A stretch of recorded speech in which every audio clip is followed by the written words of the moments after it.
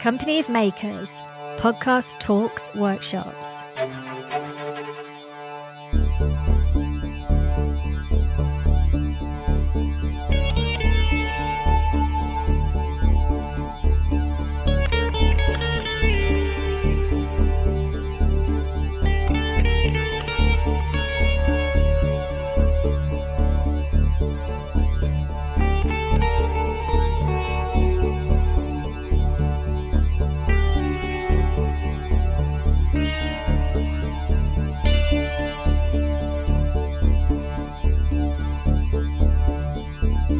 Marking the 10th anniversary of the end of combat operations in Afghanistan and 3 years since the evacuation of Kabul.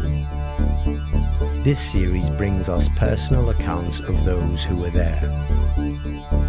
Just over 150,000 UK Armed Forces personnel served in Afghanistan. These true life experiences have been difficult to talk about. They tackle challenging issues and may be emotionally difficult to hear. If you feel you may be sensitive to this, you may prefer not to listen.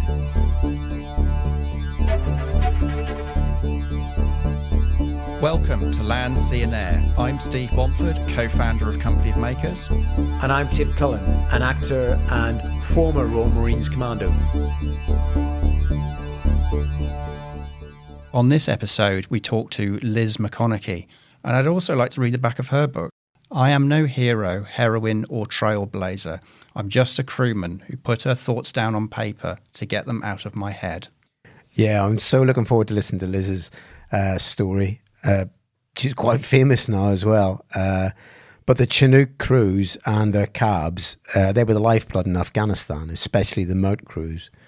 And they brought our people, delivered them and extracted them from all the ops, even when injured. Yeah, many people would not have survived without them. Indeed, definitely.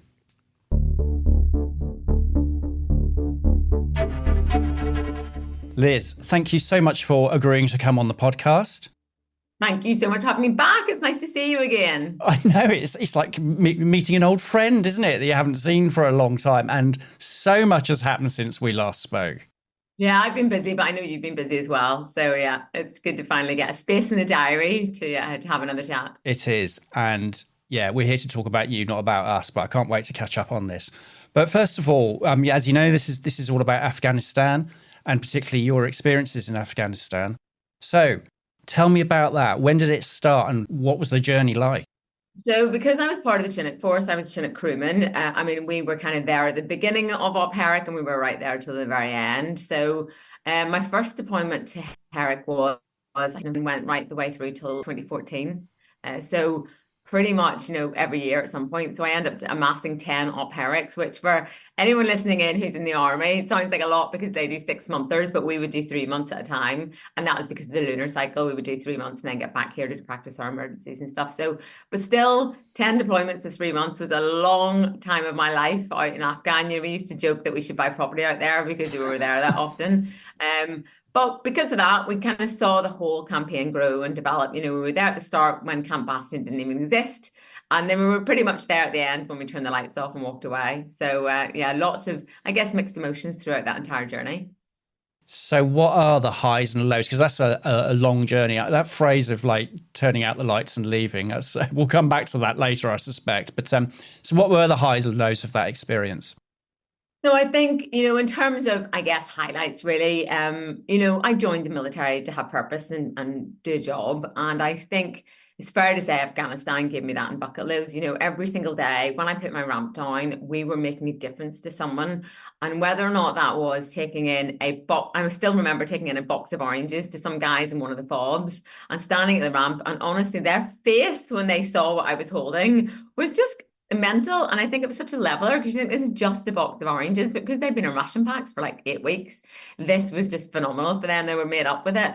So whether or not it was taking fresh oranges in, whether or not it was taking water and ammunition into guys who'd been pinned down in gunfights for like 5 days, 6 days, or whether or not it was those life-saving missions, or even taking a bluey in to someone from granny at home, I think my ramp and what I did made a purpose. And I think for the whole of the Op Herrick campaign, that was certainly testament, for the whole Chinook Force, we kind of I guess with a battlefield helicopter of choice, and we were kind of just, everybody used us to good effect.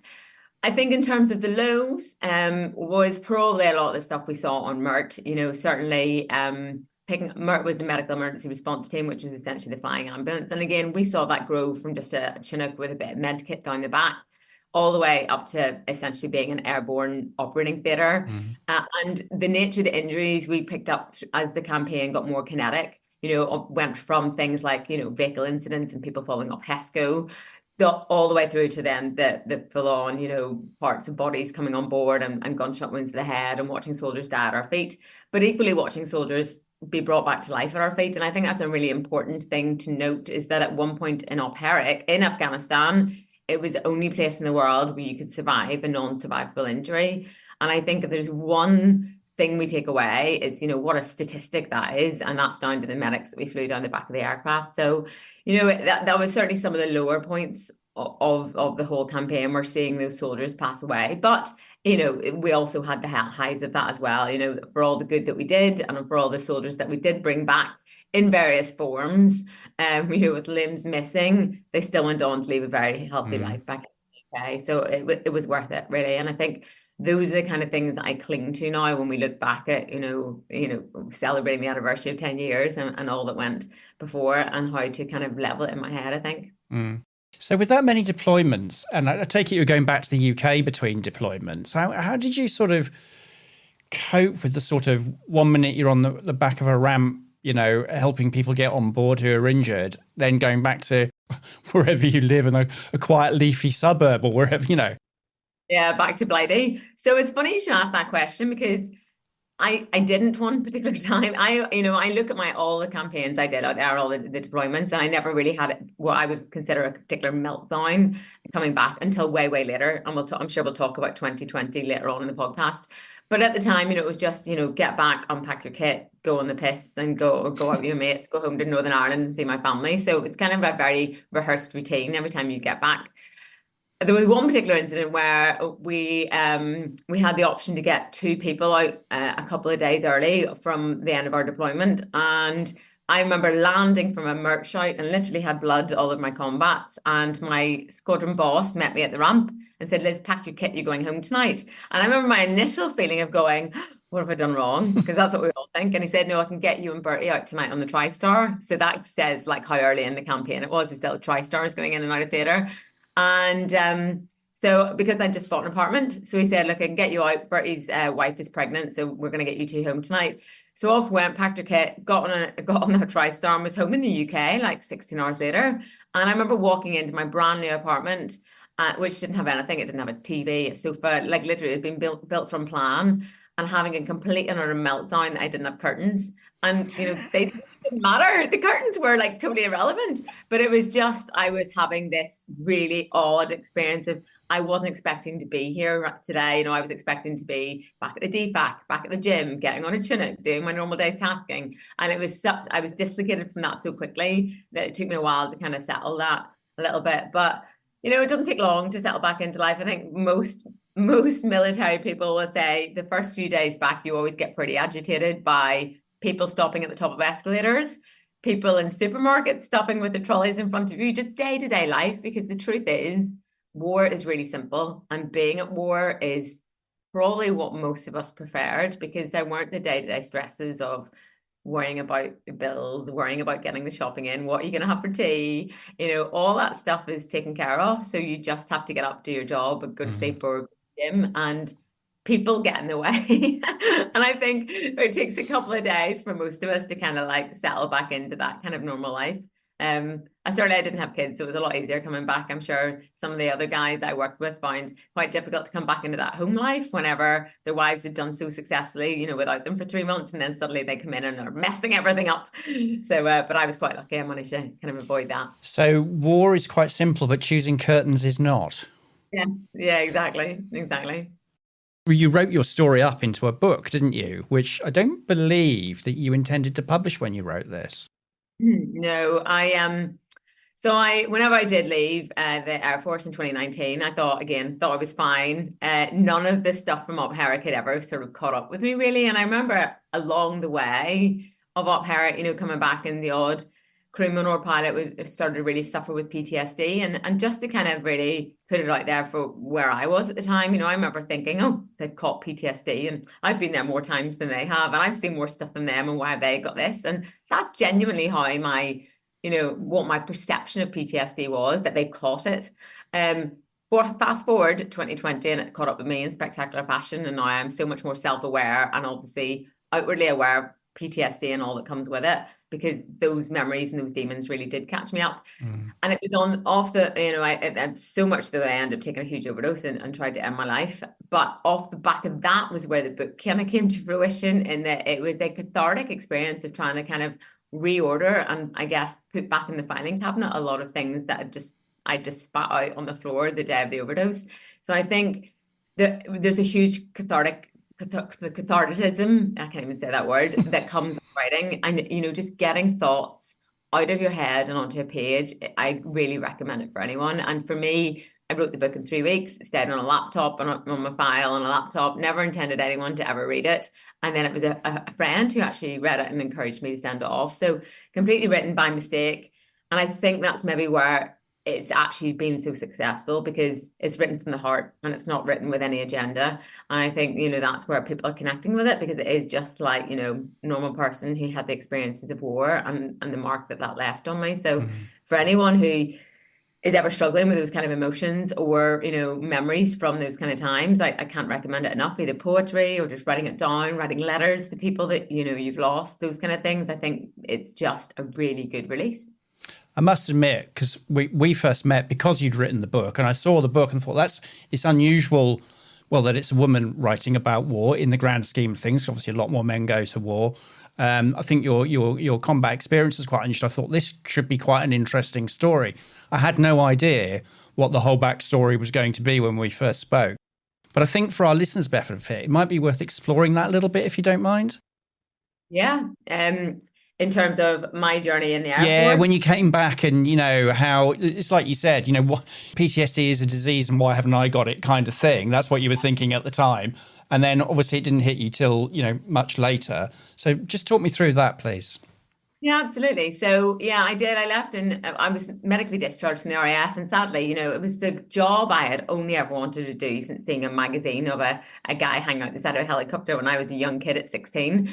And then I got the dream. I became a Chinook crewman, and, you know, it was my life. It wasn't even a job to me. I was a Chinook crewman. I often say, you know, I had my brevet on my chest on my flying suit, and it said Liz McConaghy, Chinook crewman on it. Literally had the words there. And it wasn't so other people could read it and see how I was. It was so I could read it every day and go, this is who I am.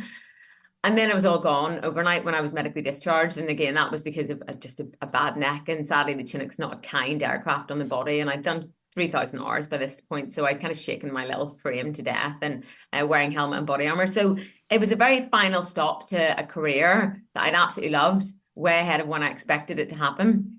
And initially, I remember it feeling like, you know, I'd been cut free and I couldn't wait to go on and get on with life. And I was just, you know, fresh new start. I was only 37 years old and thought, you know, I've got a whole chance to have a whole new career, you know, ahead of me, life number 2.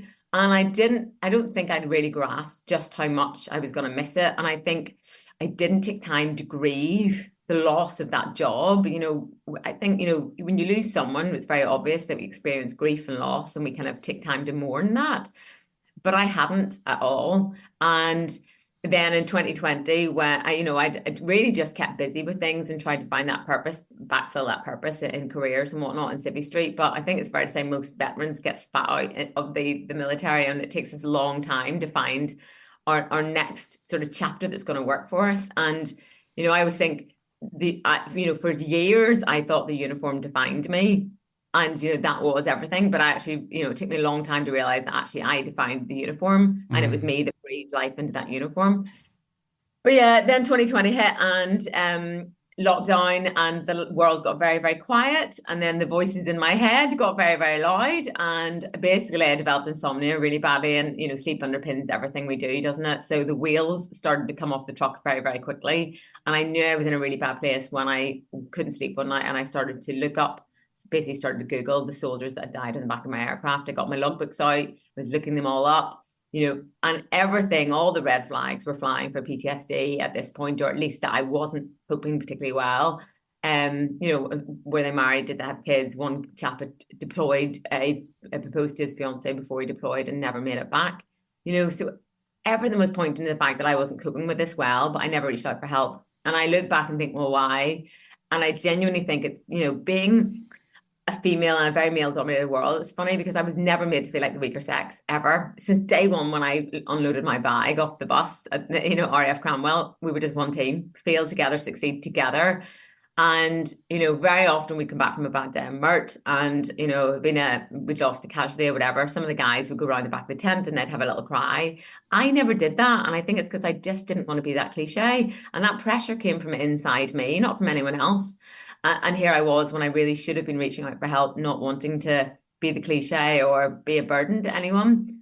So I didn't reach out for help. And then it sort of snowballed and escalated. And then in the August, basically woke up one morning and decided that was going to be my last day on earth, and spent the day with meticulous planning how to end my life that night. It was like a deliberate op at work. I literally had, and it was very robotic in my behavior of how the day went along. I always refer to it as I was in the departure lounge of life at that point. And I think, for anyone who's listening to this, if you're ever worried about anyone who is in that kind of mindset, you've got to get to them before they get to that particular departure lounge, because that day nobody could have stopped me. So I spent the whole day planning my overdose, and then at midnight that night took 95 amitriptyline and was very, very lucky that I survived.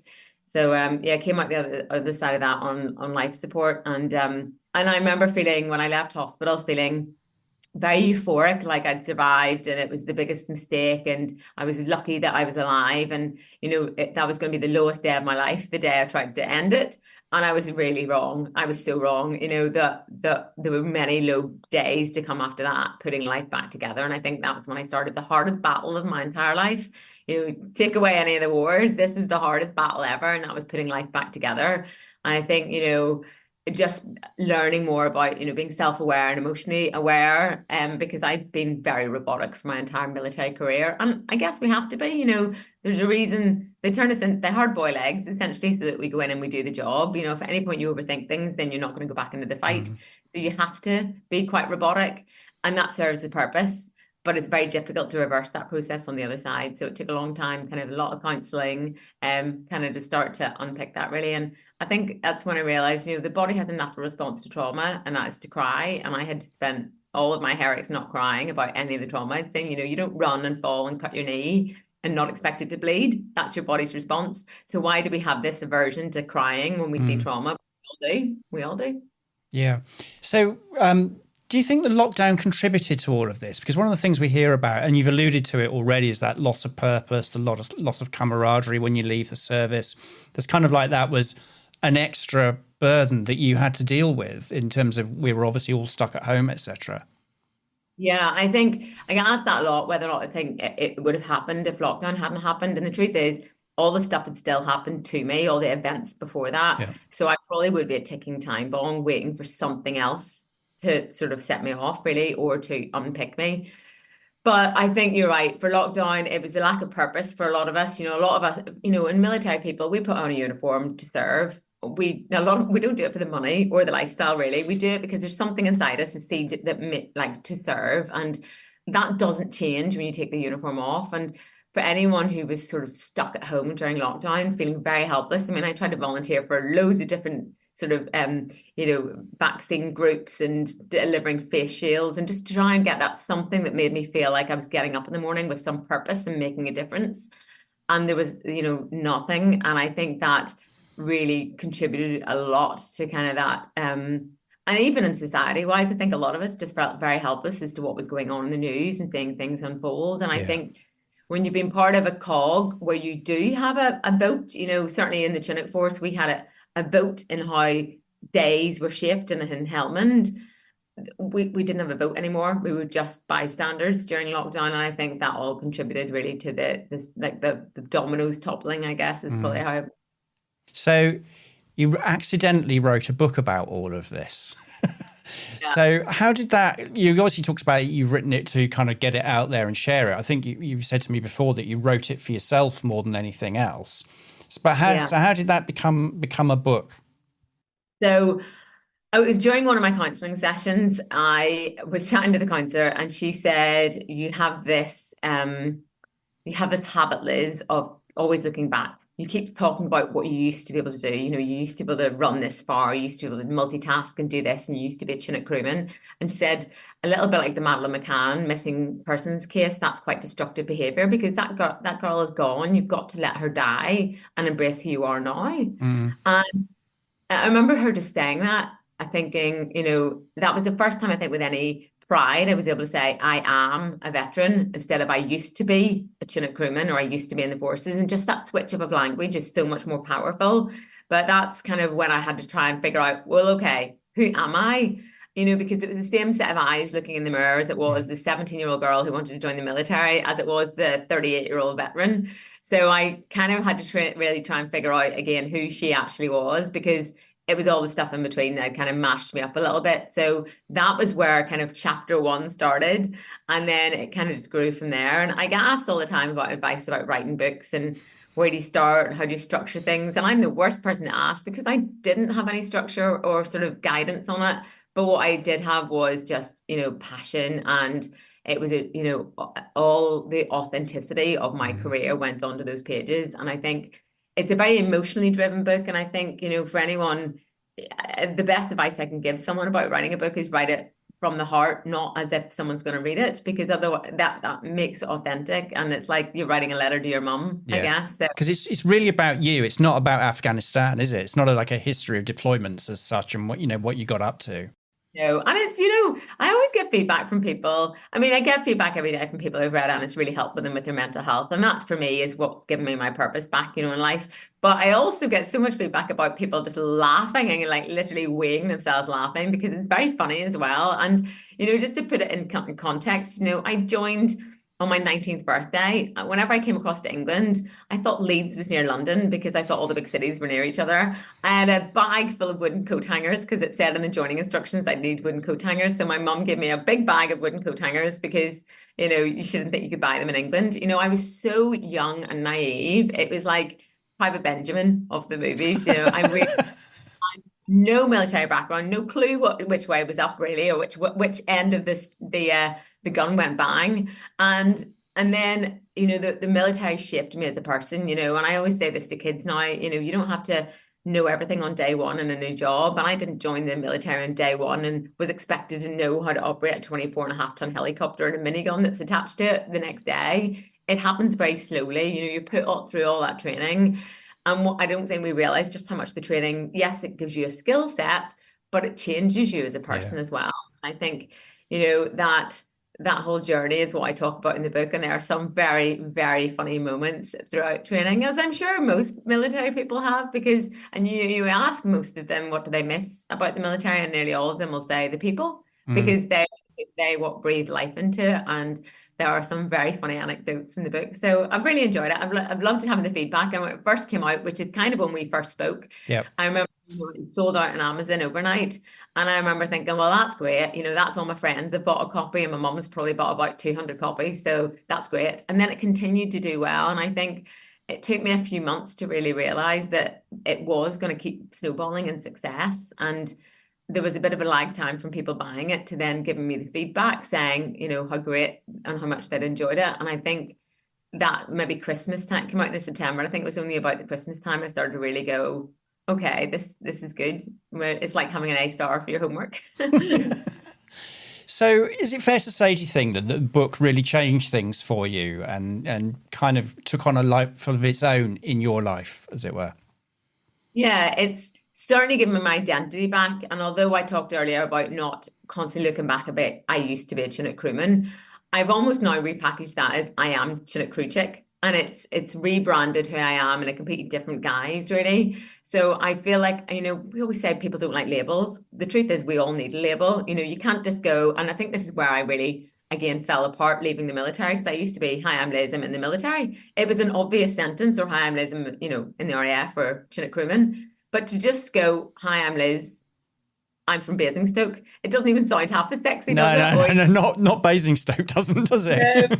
No, and I think we all need a label, whether or not it's, I'm John, I'm a policeman. We all need to finish the sentence with something. And it suddenly gave me that, sentence back, I guess, the label.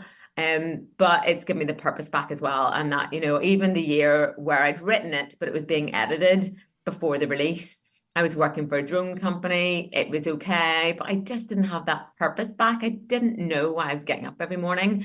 And now the book's given me that back, and some, it's catapulted me into a speaking circuit as well. And I now do that as a day job. And again, just going into a room full of people and talking very honestly and raw about mental health. So Liz, before you got into that, when you had the opportunity to speak to an audience about your experiences, what was the first one like?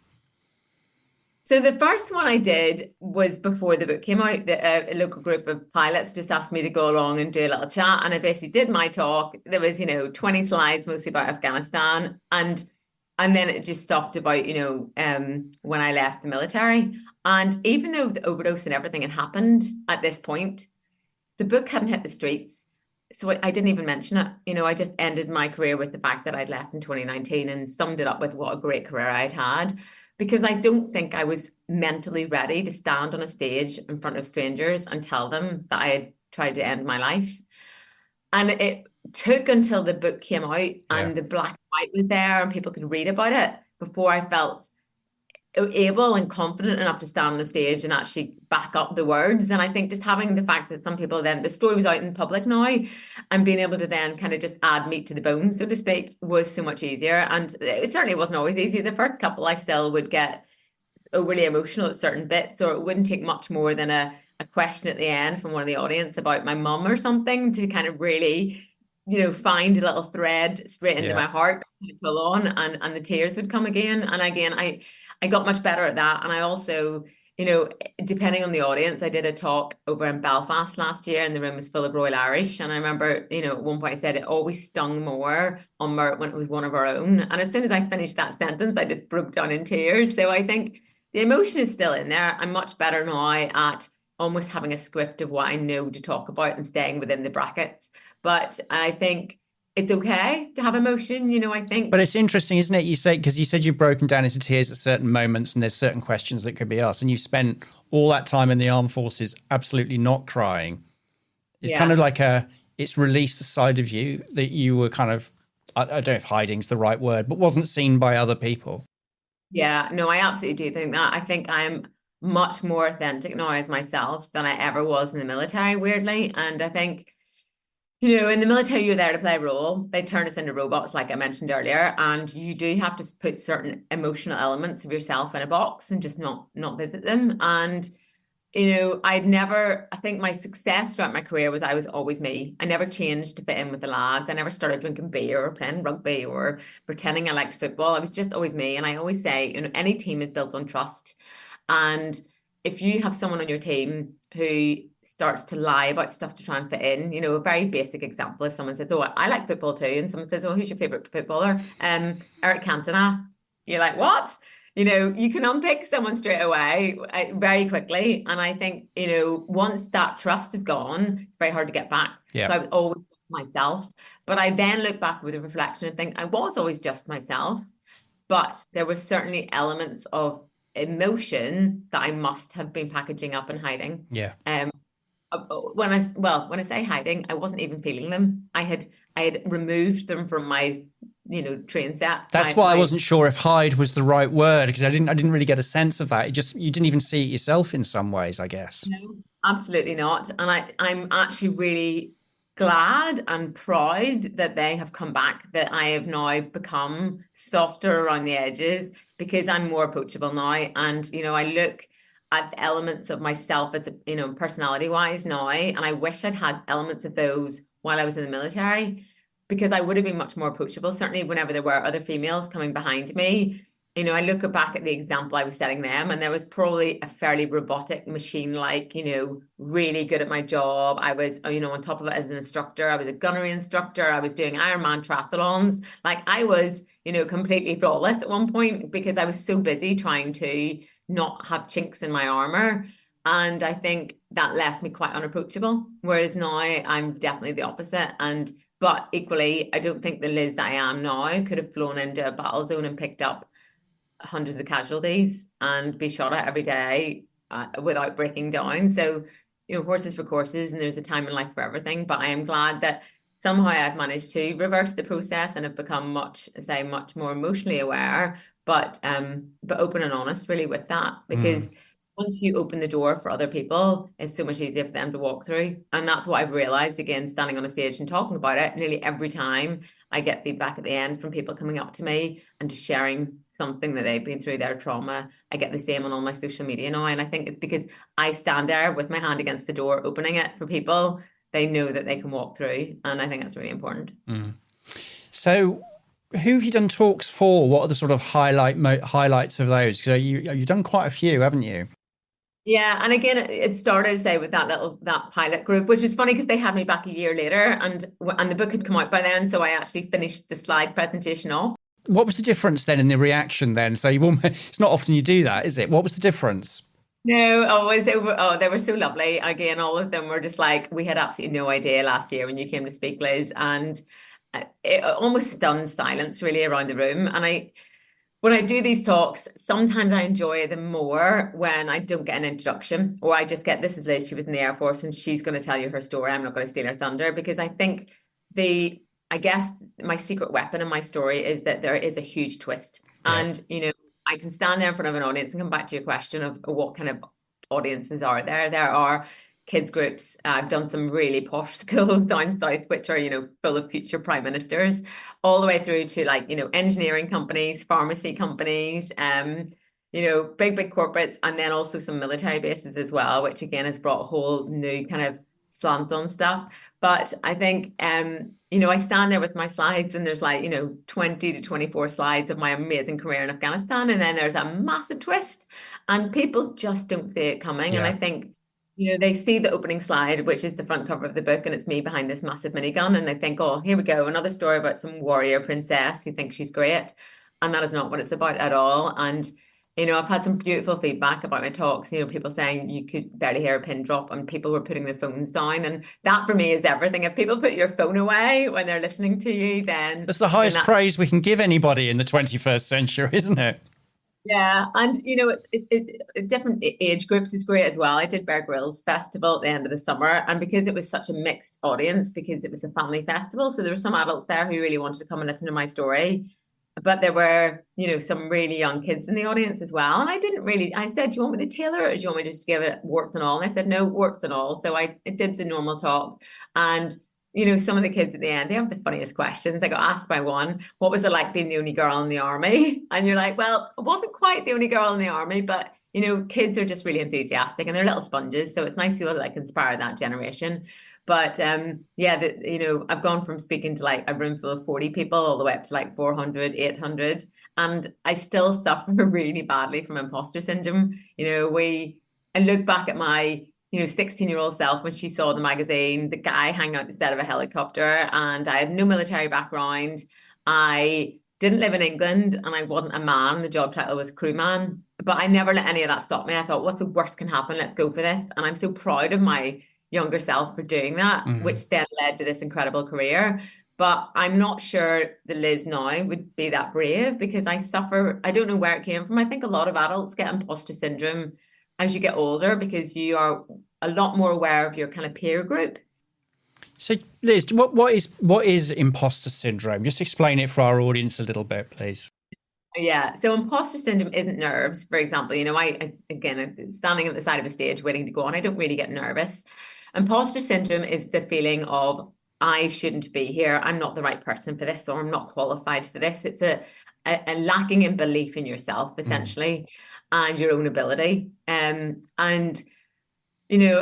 sit sometimes, I've had a company that booked me a second time. I did a talk for them, they booked me back a second time, and I'm sat at the side waiting to go on the second time. And I thought, and the way to unpick imposter syndrome, I've tried doing this a lot more, is to factualize things. So I'm sat there waiting to go on. I was like, Liz, this is the second time they've booked you. They must have liked your talk. And you have to try and rational out in your head, or, there's things like that. Or, I've got standing ovations at the end of my talks. And then you have to think, right, Liz, people stand up at the end of your talks and clap. it is a good talk, and you have to almost pull the facts out to start unpicking the stuff that your brain's playing tricks on. So it's a work in progress. I'm getting better at it, but I think it's something I think women suffer from a lot more than men, certainly. But I think as adults, we suffer from it a lot more than you do as a kid, because when you're a kid, you think you're invincible. But I don't know at what point, as adults, we stop believing in ourselves, we stop backing ourselves, and I think we really need to, be a bit more, have a bit more self-belief, really. One of the things that you said about the book cover, and you some sort of war chick or words to that effect, princess, you might have said.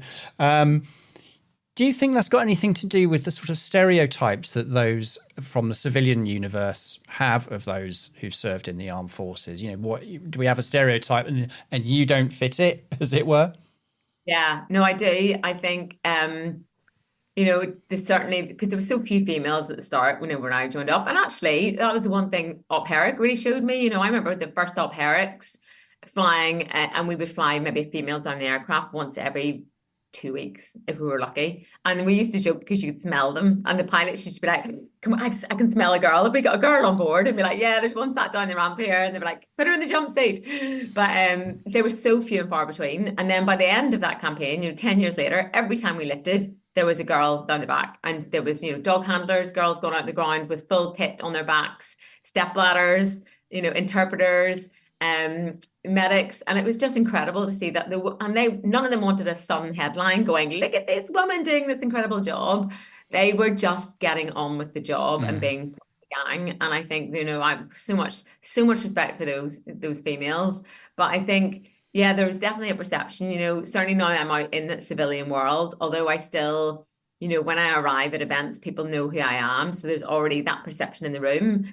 But I see it, even more recently, I've been on the dating scene, and as soon as you meet a guy and you tell him what you've done previously, they almost shut down and go, oh, because they don't really know how to handle you, because we are in this funny grey space, females that have been in that kind of role, because you're almost quite alpha male, really, but you're not. You're still just a girl standing in front of a guy and all that jazz, but it's a very grey space, and it's kind of hard sometimes to feel accepted in the female world as well. And I think, I remember going to hairdressers and stuff when I was still in the military and trying to make general chit chat, and I just didn't really know what to talk about because I was completely separate from that world. So we are a funny little bunch. It's not as if you're not a talkative lass, is it? No, exactly. But I think we are, there must be something that pulls us into the military. Yep. I get asked all the time, how do you get more females in the military? Or how do you get more females into the crewman branch or into engineering roles? And I always say this, and it's not the case for everything. I always state that. But if you put a little girl and a little boy in a room, 9 times out of 10, the little girl's going to play with the dolls, the little boy's going to play with the trucks. That is just biology. Now, sometimes that doesn't happen. And that's where you start to nurture people's natural kind of passion and drive, and what they're magnetized towards. And I think, certainly for me, when I was a kid, I played with walkie-talkies and rucksacks, and me and my brother went off into the woods and played army. But I'm not a particular tomboy, but there was something that pulled me towards that as a sort of a career. And I think for those females that have gone into that role, just let them find their path. I think for anyone in life, whether or not it's the military or any career, trying to push square pegs into round holes to meet some kind of quota or to fulfill some kind of parents' kind of career path that they never got, I think it's a very dangerous kind of place to be. So we've just got to encourage people's natural kind of flair and let them pick their own path, because I think that's, but what we do have a duty of care to do, and I'm very aware of this now that I've left, is to show that those jobs are available, not necessarily to try and shove people into them, but to just show people that if you can see it, you can believe it, that it's possible. And I think, there's another brilliant speaker, Mandy Hickson, and she does the same. She's, was the first ever female Tornado GR4 pilot. And she does the same, stands NBC, says, if you can see it, then you might believe it's possible. And it's the same for female CEOs in companies, female astronauts. You have to see it to know that it's achievable. And I think that's really important. I'd agree. We've come a long way, but we've still got a long way to go, haven't we, to achieve equality, I think. Yeah. And, I think my role models throughout my entire career were never females, because quite simply there weren't any. There were none higher than me on the rank structure who had gone before me, and there were none that were still, because I was the only one for about 5 years. I wasn't the first female Chinook crewman, just to add, but the ones that went before me had all left before I got there. So I think, you don't have to have a role model that looks like you, who sounds like you, who dresses like you. Role models come in various forms. And, I had some of the best role models in the Chinook world, who were blokes. And, it was their career path that I wanted to aspire to achieve, not necessarily look like them and sound like them. And I think, if you can open your mind to that you don't necessarily have to have the similar sex kind of mentor or, that role model, then that's when we start to kind of degenderize stuff. And I think that's the best way we can move anything forward, is stop having these female-only veteran groups. And, because you could never have a male-only veteran group, but there's still a lot of female-only veteran groups out there. And I do understand that maybe they need the safe space to be able to kind of have their meetings and their groups and things like that. But I still think that the more things we attach that label to, it's widening the gap somewhat. Whereas just degenderize stuff and just let people be the best person at their job and, inclusive in that way. And I think, even International Women's Day always sticks on me a little bit, because I'm like, but I think we have got an International Man's Day now, so it's not so bad. I wouldn't know when it was, to be quite honest No, with you. it never gets the same gratification. And I think, that just says a lot, really. And we should just try and steer away from these kind of things as much as possible, in my opinion. What's the future hold, Liz? What are you up to? Well, so I'm still doing a lot of talks. They are kind of coming. This is a very busy time of year, sort of September all the way through to post Remembrance is always a very busy time for me. So, but I love it. I say I like changing people's perception of the military, showcasing what the Chinook Force did, but also that mental health message is so important. I've got a clothing range out now, which is a bit one of those like pinch me moments, because Forces Wear UK kind of belled me up and said, we'd love to do a collaboration with you, Liz. So there's chinny chick hoodies out there now, which is always really funny, with miniguns on them and all sorts of stuff. And I've seen the odd person wearing them at events, which always makes me laugh. But that's good. And then, I'm hopefully going to be writing my second book. Now, I've had a couple of ideas about other books. I was intending to write, the first book's got 17 chapters, and I was really intending to write a second book called Chapter 18, Their Stories. And it was going to be about a lot of the air crew, but the engineers and all the other people that were involved in Op Herrick, because we all went to the same war, but we saw it through very different eyes. And I put the feelers out, and the truth is a lot of people are not ready to open that Pandora's box yet. And I actually hate the term Pandora's box, because it makes it sound like it's something that shouldn't be opened.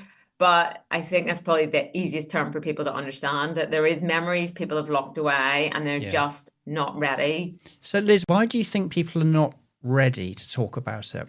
Because for some people it could be like 30 years ago nearly, couldn't it? Oh, yes. And I think people are scared what might happen. I mean, you look at me, even look at my story. As soon as I started to overthink things and started to let those memories surface during lockdown, that's when I started to unravel. Yep. Because I didn't have the skill set to cope with them. I still think knowledge is key. If you teach a teenager when they're learning to drive how to change a tire on a car, if that ever happens and they get a blowout on the side of the motorway, it's not quite so scary, because they go, oh, I know how to do this. If they never ever get taught how to do it, it's really scary when it happens. And I look back at kind of where I was starting to unravel. I mean, I had no mental health training during my entire RF career. And it's a little better now, but it's still not great. Whereas if we'd have had slightly more knowledge about PTSD and the symptoms, the effects it can have on you as a person and personality. I mean, my behaviors had switched 180. I'd gone from being like a little gym bunny out running every day to never leaving the house. A very obvious shift in pattern there, but nobody was picking up on it because of lockdown. But even I hadn't really acknowledged it myself. Whereas if I'd had some knowledge about PTSD, I probably could have gone, this might be the start of this.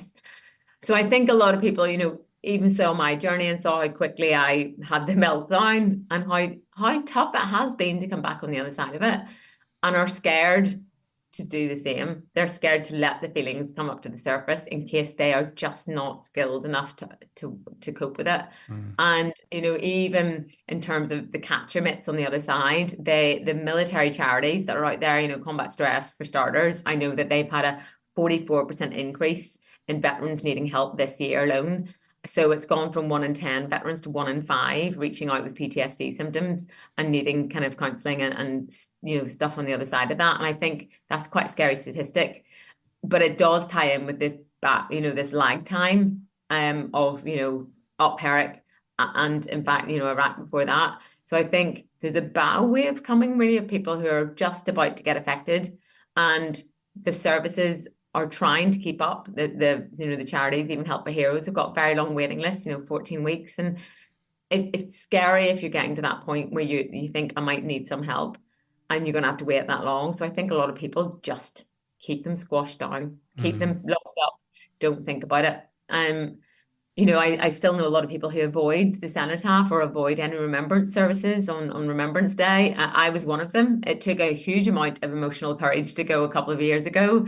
And I did go. I marched with the MERT collective and then had a huge wibble. My bottom lip went as I ended up marching past the cenotaph itself, which was caught rather greatly on BBC News or BBC coverage. And I had done an interview with Sophie Rayworth. So I got name checked as I'm like having a proper little tiny tears moment going past the cenotaph. But again, that was, that's me and it's authentic. And I think I got so many people reaching out to me up and down Britain because of that. And I think it's because it touched a nerve with a lot of people. They all went, that's exactly how I feel. They almost can't go to the services because it pulls too hard on the heart, and they're worried what it might release. Do you feel a sense of responsibility when all these people get in touch with you? Yes, that is a great question. And yeah, very much so. I've sort of got better at dealing with it myself because, again, sort of middle of last year, I was almost overwhelmed with people reaching out all the time. And trauma is like energy, it's transferred. Yeah. So the more, at one point I was having, messages every day of people talking about losing someone or about someone who killed themselves or that they'd taken an overdose. And even just reading the words, death, overdose, loss, trauma, you don't realize, but they print in on your brain. So I ended up going back into a couple of mental health blips and holes because of it. So I've got much better now at signposting people instead of trying to fix the world, which I think really I was trying to do at one point. But, I had a guy reach out to me on LinkedIn last year and he just messaged me a random Tuesday afternoon, said, Liz, I'm going to kill myself tonight. And I'm not qualified to cope with that information. I didn't know this guy at all. And I basically spent the next 20 minutes trying to find him on LinkedIn, trying to find out where he worked, where he lived, managed to figure out he was from up north somewhere, and then managed to get in touch with the police and find out from this guy what his plan was, and the police eventually got hold of him just before he did it. Great outcome. I'm so relieved that happened. But if I hadn't have got that message and I had have gone swimming, which was my original intention, then where would I have been on the other side of that, feeling that responsibility if I could have stopped that? So I'm more aware now of being dragged into the deep water. And the impact, it's like you said, that energy, the impact that could have had on you as well, because, you're obviously coping with where you're at the moment. You've already said you've had a few blips and they would have been caused by something, I'm guessing. And this could have been another example. Yeah, so I am much better now. And I think genuinely, probably going forward, I will do a mental health course of some description just to arm me slightly better with how to deal with those tools myself. I think up until really the last 6 months, I probably haven't been in the right mental health space myself to go and do that. But and then again, that's where I was in this really awkward position because I was almost becoming a beacon for people to reach out to, but not with the right skill set to deal with it, just because I had my story. And I think now that I'm much more on a level playing field now. I think, I've had a good solid 6 months of being in a pretty good headspace. So I think now going forward, I'll need to bolt on my own armor a little bit more going forward. And again, it's the kind of thing that would be useful for not just me personally, but into my talks to be able to offer people a bit more advice. But I think for anyone, we can't fix the world. You can do your best. And the only, realistically, all you ever need to be for someone is an ear. Just people sharing their problems is half the battle, really. And, they will walk away feeling like they've got rid of something and unburdened themselves. But again, you just have to be a bit guarded in how much of that burden you take on. But I've realised now I can't fix the entire UK or the veteran world. But I'm glad people feel trusted enough to reach out. Yeah, I'd agree. But I also think it's quite a responsibility. So I'm glad to hear that you're taking some steps. How much Do you think modern life interferes with getting help? You know, in terms of, I mean, so many Afghanistan and Iraq veterans are probably working, got a family, mortgage, you know, everything else that goes on. How much do you think that interferes, like I say, with how do I get help? Where do I look for help? I'm too busy to get help. Yeah. So I think it really does. I mean, I think even the charities having that huge uptick, you know, that's sort of almost a last effort for people, because a lot of people, you know, would probably reach out to friends and family before they got to the point of reaching out to one of the veteran services. But people don't want to reach out to friends and family, because I think with any head of family, you know, mothers and fathers, you know, one of the slides in my talk is fit your own oxygen mask first. And there's a very good reason when you go on an airplane, they tell you to do that, because you have to look after yourself first. But I think for families, you know, as parents, you're so busy looking after kids in this day, you know, the world is really busy. The world is busy, but even as families, it's really busy. You know, it's not like all three of your kids go and play in the woods like it was whenever I was a kid. You know, one's at ballet, one's at rugby, one's going to football, and one's got, you know, piano lessons, and you're trying to run around after all those kids. So you're so busy yourself that you don't have time to sit and process stuff. And I think, you know, for, you know, veterans that have come out as fathers, in that world, you know, you're the head of the family, you're the keystone, you're like the alpha male who brings in the bread. So how can you start to show the cracks and ask for help? And I still think asking for help is the hardest thing you will ever do, but the bravest thing you can ever do. So I use a number system now, and I always talk about it at the end of my talks of saying to people, give your mental health a number. Because that's twofold. It helps me monitor mine better. And I've already said that I've gone into plenty of potholes in the last couple of years, but I know if I'm saying the number 2 or 3 a couple of days running, I'm heading in the wrong direction. I need to get help. But I think for anyone, you can use that system. And it means that, you know, if my friends, you know I'm a 2, they'll just keep an eye on me a bit closer for the week. You don't have to explain why. You just say, look, I'm a 3 today. And they'll go, we should go for a walk. You don't have to talk about it, but we'll just go for a walk. But I think for families, it's a really good way to sit around a table at night time and go, right, what's everyone's number today? You know, and if, you know, one of your kids is saying I'm a 3, you don't have to maybe prod even further to find out why. They'll tell you in their own time, but it means that you just know there's something going on. Mm-hmm. And equally as parents, if you can sit at a table in front of your kids and say, you know, I'm a 4 today, and your kids might go, why are you a 4 today, Daddy? Well, I've missed a few friends and I'm thinking a bit about what I used to do. That's really brave, and that inspires you. You know, that will absolutely influence your kids and how they then subsequently go into mental health. But yeah, I do think, you know, even society is very fickle. You know, when there were coffins coming back from Afghanistan on a daily basis, the world loved the military, the UK loved the military. You know, that has stopped. And I think, you know, I used to get stopped in Tesco's all the time and people going, oh, thank you for your service. And, you know, just stopping me and shaking my hand back in the day. And that, you know, that definitely waned as time went on. And I think, you know, even just look at the NHS and COVID, we'd be out clapping every Wednesday night for them. Fast forward a couple of years and now they're the enemy again. And actually they never had a chance to take a knee and regroup, did they? You know, they were sprinting at 1,000 miles an hour during COVID. And, you know, much like we were during the Op Herrick campaign, but at no point did they had a chance to sit, regroup, take a knee and decompress from that trauma. They've just continued to sprint at that pace. So I think, you know, the general public are not great at having sympathy or empathy for those people. So I think that's maybe what is a barrier for a lot of people wanting to open up. Which is also why it's so important to recognise people's service, like you said at the cenotaph, amongst other ways. Yeah. And I think even repackaging what a veteran looks like, you know, I combat stress, I've done a lot around that. You know, I go to a little gym class every week. And I think if you said to someone, like, look into that window and pick out which one of those is the veteran who's done 12 deployments to a war zone and spent 17 years in the military, there's no way you're picking me. You'd probably pick the beardy guy at the back. And I think to repackage that idea of what a veteran is, especially on Remembrance Sunday, you know, what's marching past the cenotaph. I'm very proud this year to be marching with the new Op Herrick collective, this is the first year that's been kind of spun up. And again, it's to bring those people together from all the different regiments that served out there together with that one combined thing of Op Herrick. And we, you know, as soon as I'm in a room with someone who's been on Herrick, I feel at ease. I can feel myself feeling like I'm in a safe space with safe people because they were there and they get it. And I think, you know, having the Op Herrick collective this year is going to be quite important going forward. But, you know, I've done some stuff with the Imperial War Museum, and I think, you know, museums need to get better at this, because I did a couple of interviews with them last year, and they're doing a series called Hidden Voices, and they are gathering stories from Op Herrick to archive. And after my interview, I said, well, look, because whenever I arrived that morning, there was a bus full of school kids that just pulled up outside the Imperial War Museum.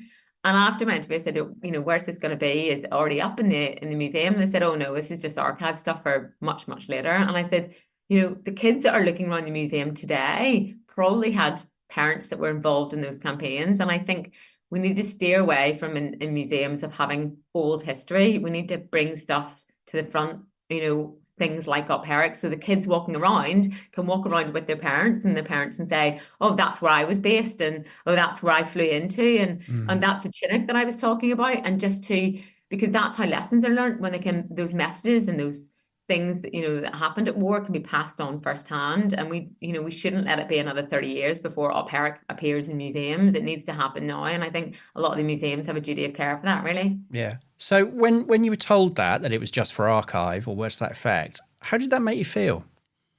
Yeah, I have to say, because I was there for about 2 hours and I travelled all into London to do it. And I thought, you know, I'd recommended to a lot of friends to go and do it as well. And I think a lot of us just felt like, well, you know, what's the point if this is never going to be heard by anyone, if this is just going to be stored somewhere? You know, it needs to be out there now. So yeah, I think those museums are certainly letting a lot of veterans down in that respect, and they could do better. Yeah, well, I think we need to get a bit better at recognising the service of recent conflicts, you know, Afghan and Iraq. I think that's important, very important. Yeah, absolutely. And, you know, there has to be a natural point where that's going to happen on Remembrance Sunday, for example, because they're the biggest generation of those kind of, you know, World War II that are still alive are nearly all gone. So that is going to there's going to be a natural progression where the people marching past the cenotaph are going to get younger. But I think, you know, when I look back, I was a veteran at 37 years old, and, you know, even now I'm 42. So that there's 5 years has passed where that time, you know, that change of perception could have already happened, and it's still not happening. So what I don't want is that it takes so long to change that narrative that I am 86 and I'm marching past the cenotaph, you know, and that's the worry, is that we don't really hop on it now and get that message out there that veterans can be any age and they can be really young. Because if we just let that kind of sidle away, the next thing we will all be those old people marching past the cenotaph. So we need to really, I guess, show that to young children as well, to, you know, to kids and to teenagers. Yeah, 100% agree. I think that's a really, really poignant thing, message for museums and all of us, really, to recognise service. And I can assure you, they will get to hear this podcast. We're not just going to archive it. That's an important thing to say. Good. Cool, Liz. All that remains is to thank you once again for coming on our podcast. Very much appreciated. And I look forward to attending one of your talks face to face. I might even get a T-shirt to make you laugh at the same time. It'd be a pleasure to have you there, Steve. It really would. But listen, thank you so much. Pleasure.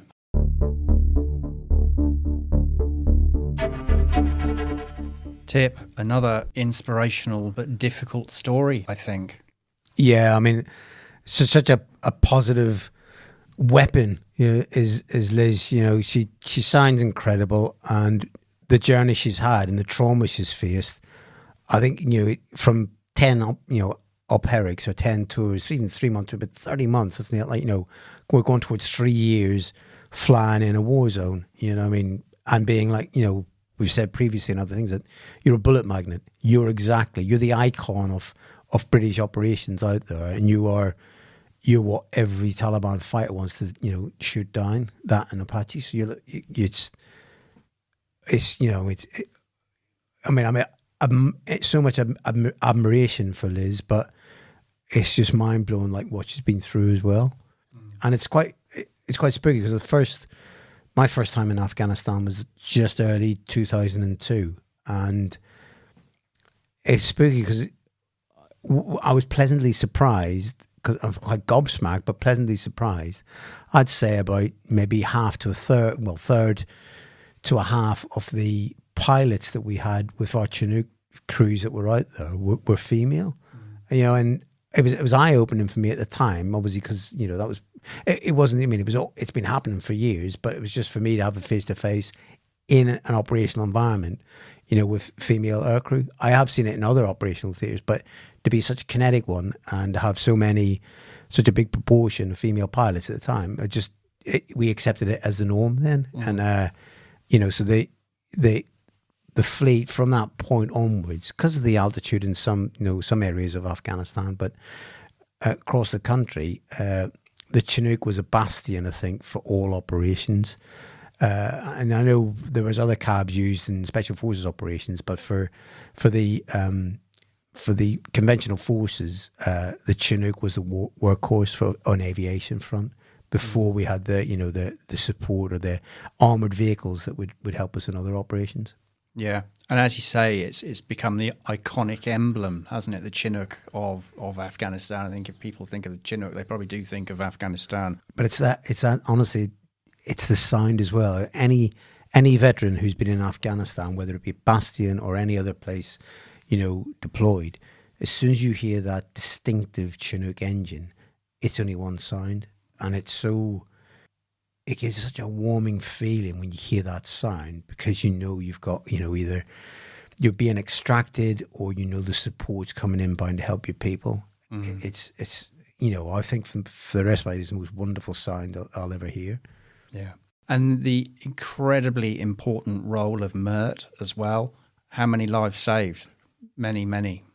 Yeah, I mean, Herrick's seen the evolution of our MERT and our medical, emergency response team, and how the life-saving capability evolved, and I'd say to a certain level became so professional and so definitive to being a life-saving portion of the operation. That the golden 5, was it platinum 5, golden 10, the first 5 minutes, and then the golden hour to get a casualty to row 1, which was your sort of like it's your regimental or your commando sort of like aid post or RAP. Then to row 2, then to row 3. That's a traditional way. In Helmand, in Herrick, you're actually extracted from your point of wounding straight into, I'd say, there's probably a statement for it, but you're into row 1's happen nearly immediately, but you're near in the row 2 when you're on the cab, and literally you're landed on in row 3 in minutes.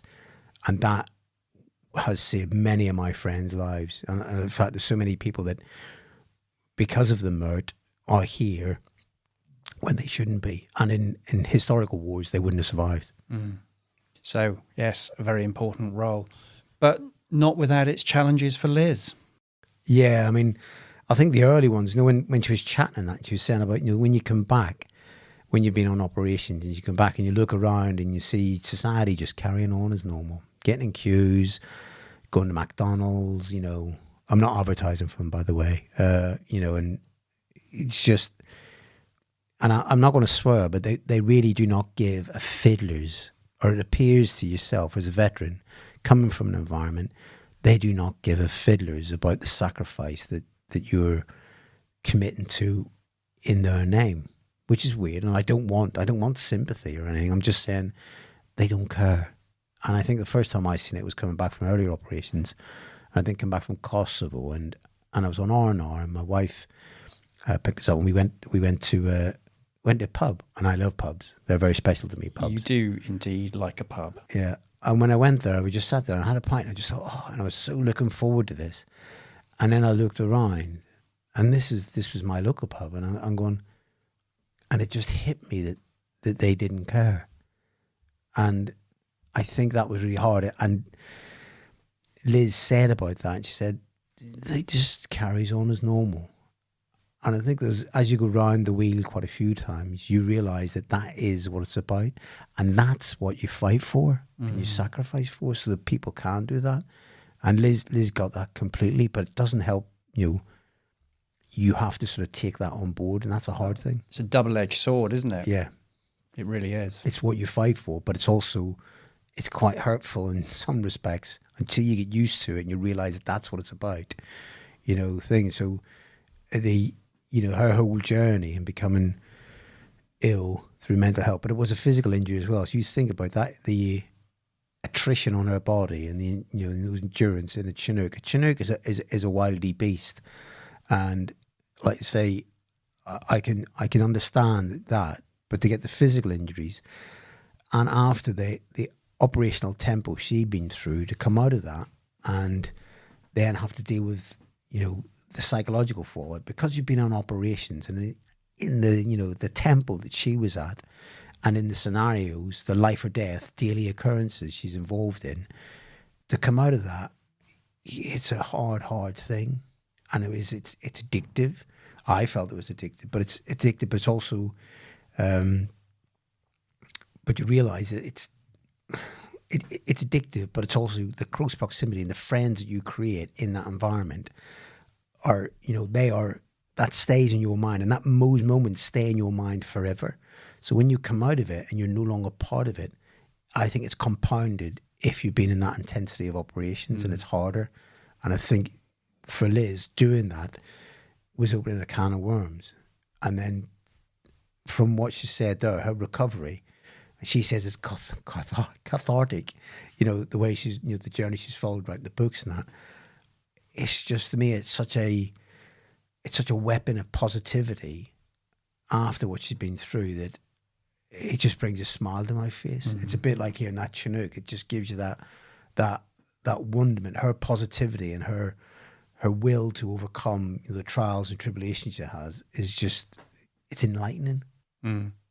I quite agree, and I think, the curveball that she didn't see coming, of course, was COVID. And, that had a huge impact upon all of us, and may, for many, still do so. But I think that's something that you couldn't plan for. And that's when she probably just had too much time to think. And that's when, no one to talk to, or very few people to talk to.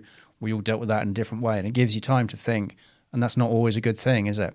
Yeah, I think in ways it's like cabin fever on roids, isn't it? It's like that. You've got too much time to think what you had, what you lost, what you experienced, what do you mean, what was the point, who are you, what ways forward, when that was behind you. There's so many questions and things, and she had that roller coaster. And I think, thankfully, she survived, of course, but it was a pretty close run thing by all accounts, but she survived. And as you said, look at the journey she's now on, trying to help support others, sharing her story. She said that people come up and talk to her because she shares her story, because they have similar experiences and they may not want to talk about it. So acting as a catalyst in any small way to help people is obviously the thing that kind of gets her out of bed in the morning. Yeah, I mean, what she's doing, like I say, she's a weapon of positivity, and just through her experiences, what she's done. What I've seen a lot in veteran communities, and also people have had, shall we say, challenges with their own mental health and their well-being, is maybe this being stigmatized by society, that they're mad, bad and sad. And she said, I think she used that term as well, mad, bad and sad, whatever else, and that you're a veteran, that's what you are. And that's so untruthful, because what you see and what Liz is an overcomer. She's overcame, the challenges that brought her to the depths of taking her, own life. She's come through it. She's recognized it. She's moving forward. You think the strength of those experiences, both on operations and through her challenges, you think how strong she is. She is now a very positive and a strong piece of kit that you would want anywhere in any of your organization, any corporation or anything. So the strength of that veteran who's been through mental challenges, but has arrived on, owning it again, which Liz has done. You think of that strength. She is the epitome of the overcomer, and I think that is strength. That's who you want to employ because of their depth. In society today, the fundamentals of being, a service leaver really put you in good stead, I think, make you a valuable asset. You still have to go into the selection pot, fuse in with the rest of society and do what you have to do. Fuse back into who we are, because we're people. All we are is human beings. We're part of society.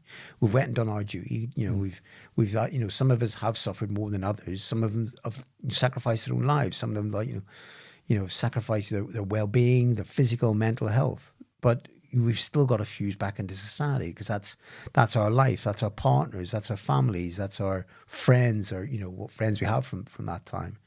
So it's really important that we can direct or give support to veterans during that phase, just until they, you could say, land on, and just become part of it again.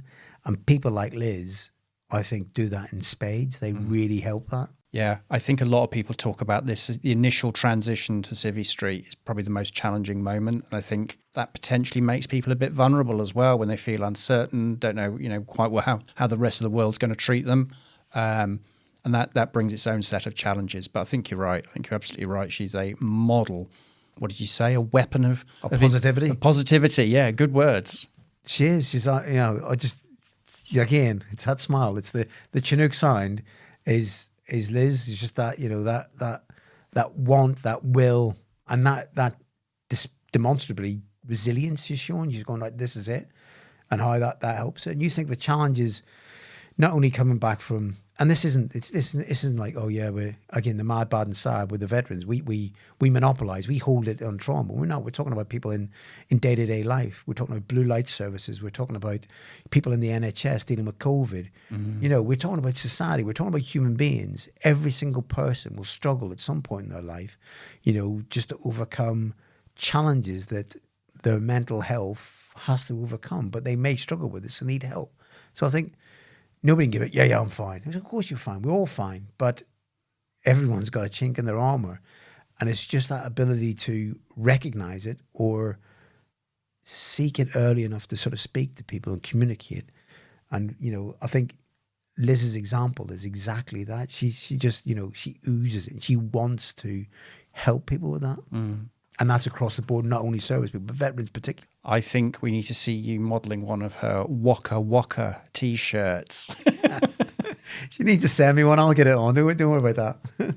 You have no shame for a freebie tip. Yeah, not wrong there. Not wrong there. Thank you ever so much. Thank you.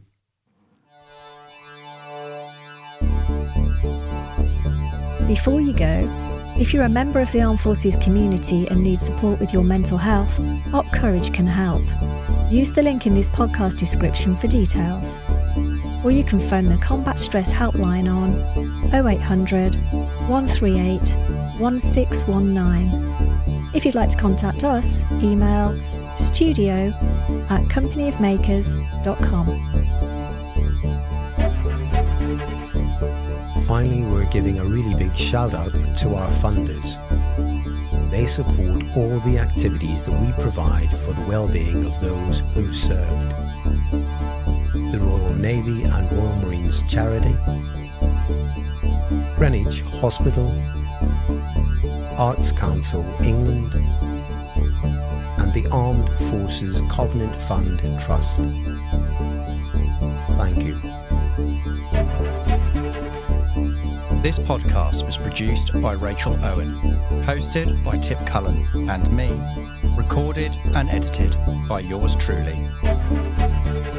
Company of Makers, podcast talks, workshops.